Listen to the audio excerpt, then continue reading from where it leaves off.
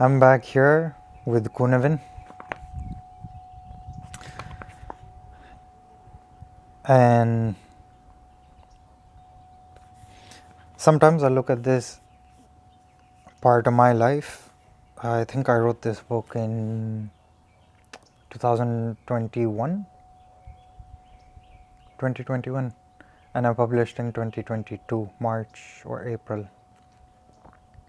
So a very different era of my life.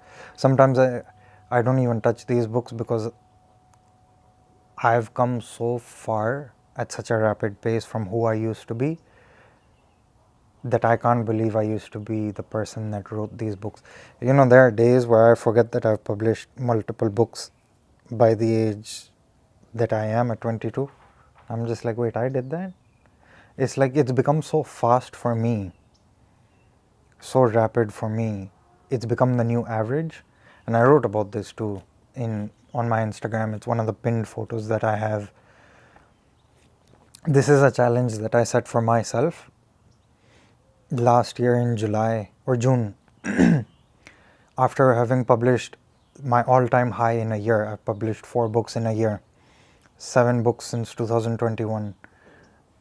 I set a challenge for myself that I'm going to publish 7 books within a year.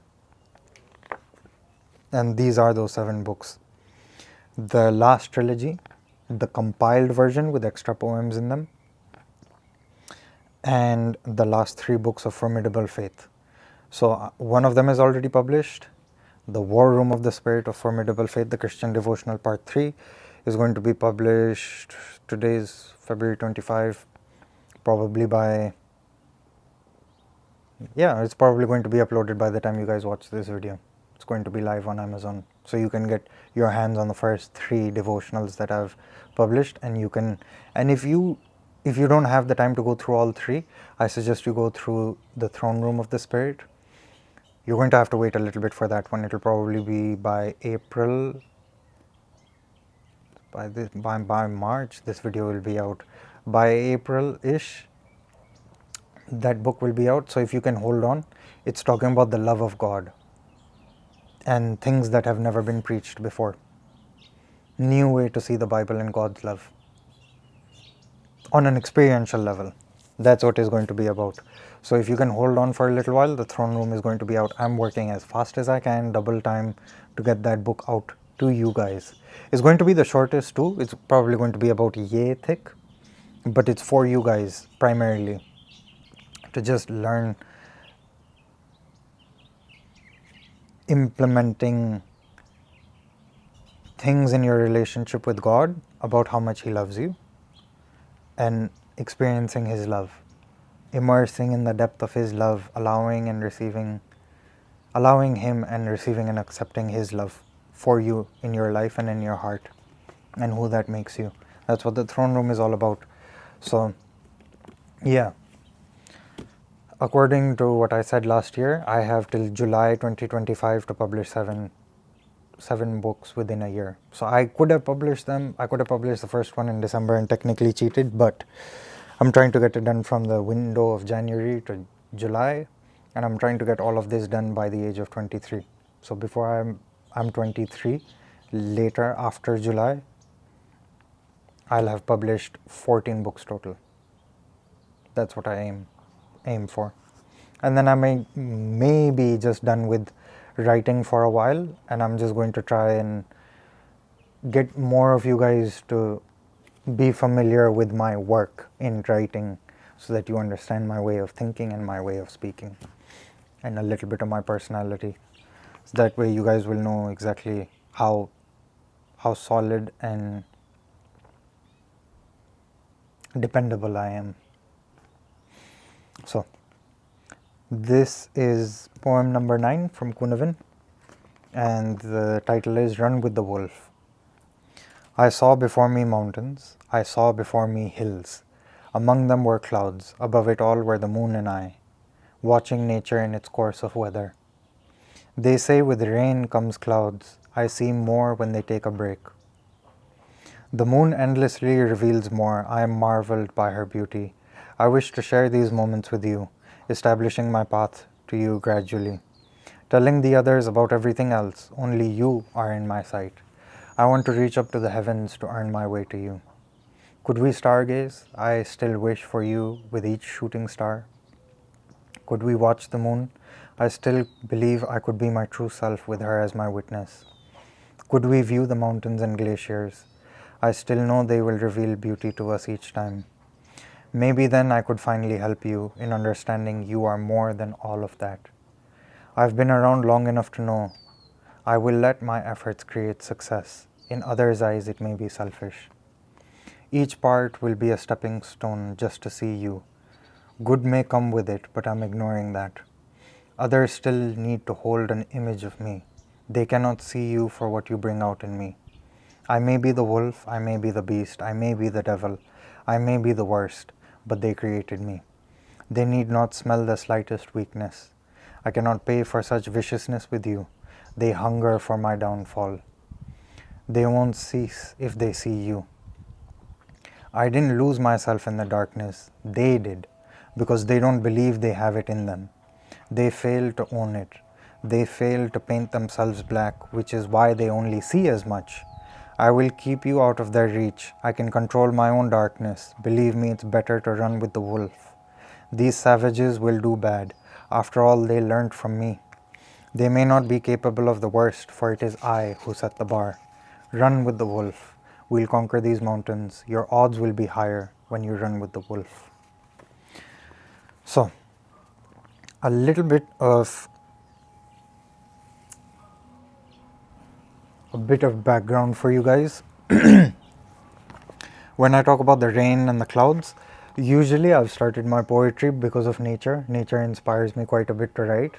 And I live in a place where there's heavy monsoon. It's basically Portland, Oregon. You have rain and fog most of the year. So to see like open skies sometimes becomes like a marvel in the middle of monsoon because it lasts for months. We usually have fog and cloudy weather for about 6-ish months, no, 7 to 9 months usually. And basically Cynefin is all about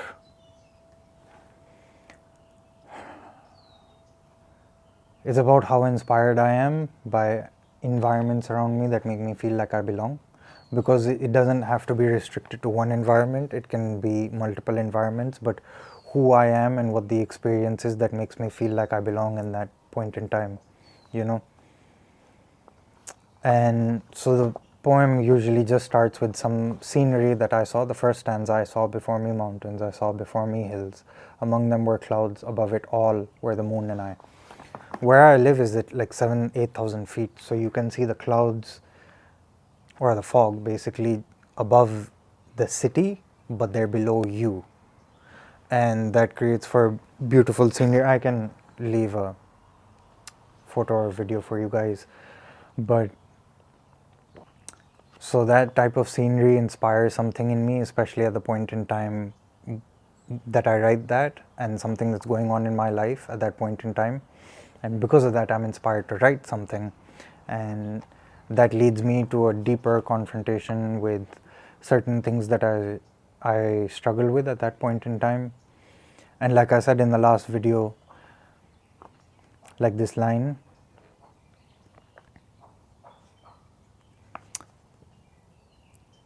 the moon endlessly reveals more. I marvel by her beauty. I wish to share these moments with you, establishing my path to you gradually. And then I say, could we stargaze? I'm skipping quite a few lines. Could we stargaze? I still wish for you with each shooting star. I still believe I could be my true. Could we watch the moon? I still believe I could be my true self with her as my witness. So those, I forgot to mention this in the last video, but in Psalm chapter 89, David writes, it will be established forever like the moon, your faithful witness in the sky. He's basically saying that to God. So think about this. This is my inspiration because I see, this is sunset hour basically. Or I think this one, I didn't get a photo of this one. I wish I did, because I knew that someday when I was watching that scenery, I knew I had to take a photo of it, but my camera wasn't good. I think I had an iPhone 6 at that time, so I couldn't get the photo of it that would look good enough for this. But if I see it again when I go back to India, I will try to recapture that moment if it happens, anything remotely like it. I can show you a photo of that time. So if this is the photo, this is just the mountain where I was at, and this is the view from the main road. This is the place where I usually hang out. So those two mountains that you see, this one and this one, they're the mountain where we're like somewhere down at the base where we eat dinner most of the time, and then we hang around in that area, have bonfires and all that stuff.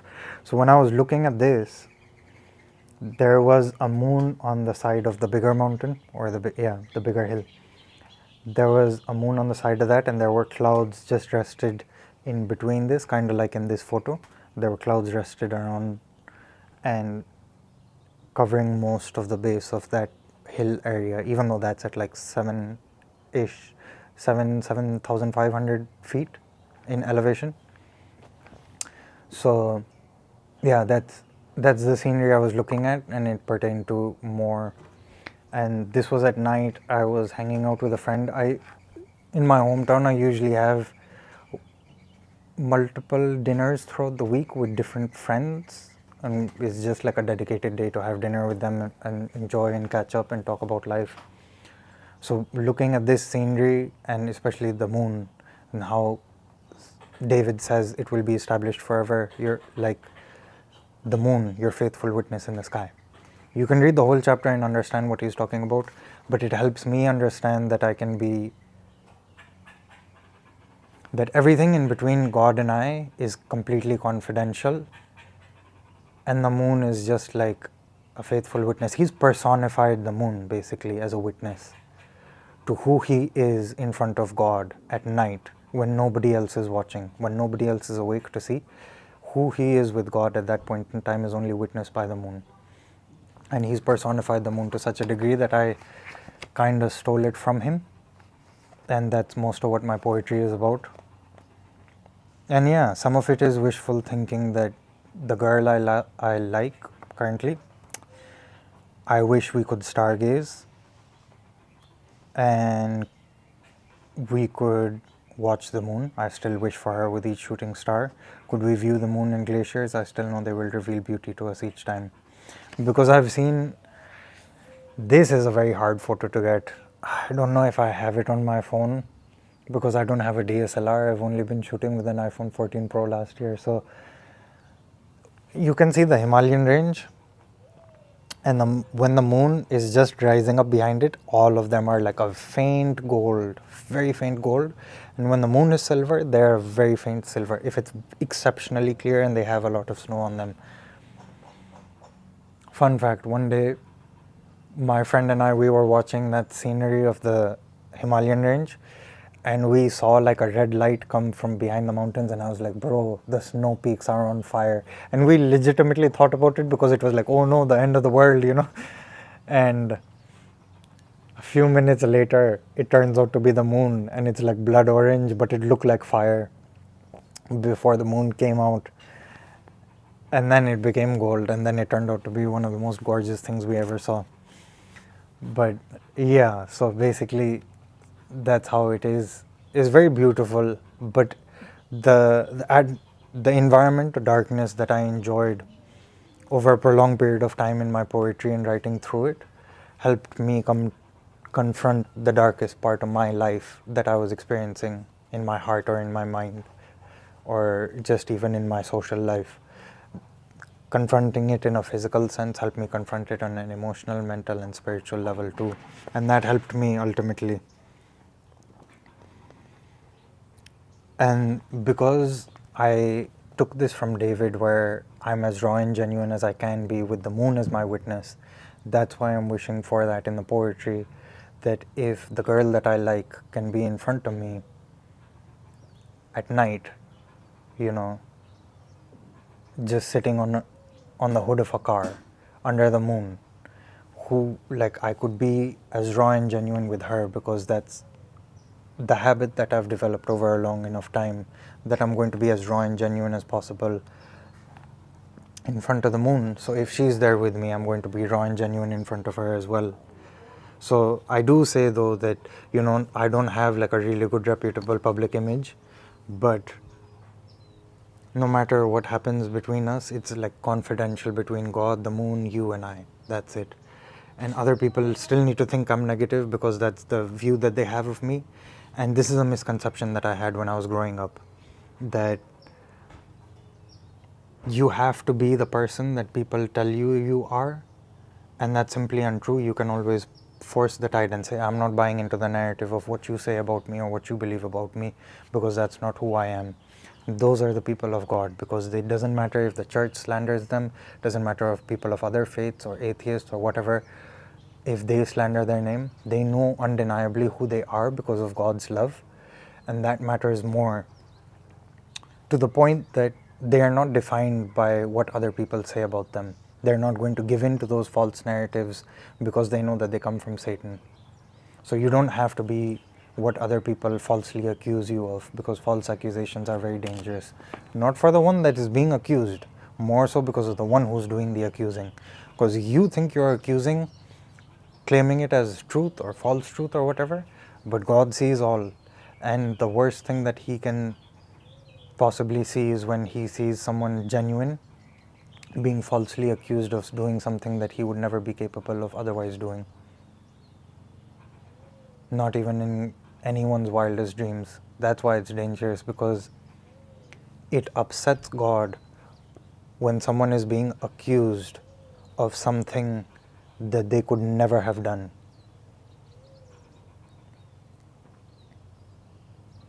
Because He knows that that's not who He created them to be.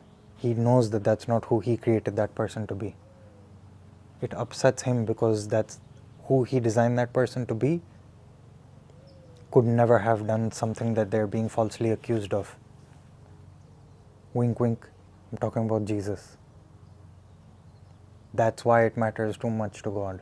Especially when people falsely accuse you of things, it matters so much to God because it was a false accusation, countless false accusations. Was it used for the glory of all humanity and God? Yes. But doesn't deny the fact that it put Jesus through enough torment, and God as well. Even the person who sold out Jesus went through a lot of torment for betraying Jesus. There's a lot of pain involved in the whole circumference of that event in life. There's a lot of pain involved in that. That's why God can't handle looking at false accusations and treating them very lightly. He takes them very seriously. Because condemnation, especially falsely accusing people, means you are not living in truth. You're judging on a superficial level. So yeah, sometimes love becomes hard when people, they seek your downfall and you've bought their narrative so much that you've become the narrative that they fed you. And I had to grow out of that too. It's never worth it. If you're young, if you're 15, 16, 17, 18, 19, and people in college, people in school, or your friends outside of school or whatever, anybody tells you something and you know that that's not who you are, don't become that person. Don't fight with that person. Don't argue with that person. Prove them wrong over a longer period of time. Just keep at what you're doing and what you know to be true to you. And God sees all. And eventually over time, when you make it and you accomplish who you truly are, like let's say you're 15 and someone says, oh, you're just a loser. Don't become a loser, or don't smoke weed or whatever. Continue on in life, and when you're 25, I know it seems like a long time, but it's going to pass by like that. When you're 25 and you're an exceptional young man, they're going to regret the day they called you a loser, because God lifted you up. So just because someone falsely accuses you of something, don't deny God the ability to lift you up. Allow Him to lift you up, and when He does it, it's a very I told you so moment, but there's so much humility to it because you know that God lifted you up, because you understand the depth of how much you've been through with that person. And when I say that person, I mean you, who you were throughout that whole period of time. I'm going through that currently. I'm not there yet. I'm not who I'm supposed to be at that point in time where God's lifted me up. I'm currently in that state. And there is no point in you adapting a false narrative about yourself only to have to break it down later on, or living in a lie. Because it's only going to lead to more sin, it's only going to lead to more of who you are not, and you're going to regret living someone else's story of your life rather than living the story you could have built for your own life the whole time. The whole time you could have lived the story of life that you wanted. You're the author of your life, you're the CEO of your life. You can make it out to be whatever you want, but if you're busy living what other people say about you, then you're going to waste a lot of time. And if you do it for a long enough time, you're going to become that. You're going to become the false accusation, you're going to become the false story. Don't do that. And yeah, lastly, I talk about running with the wolf. This is a part of a longer video, but I will mention it in this video. The wolf is supposed to signify faith in my relationship with God, especially in the darkness.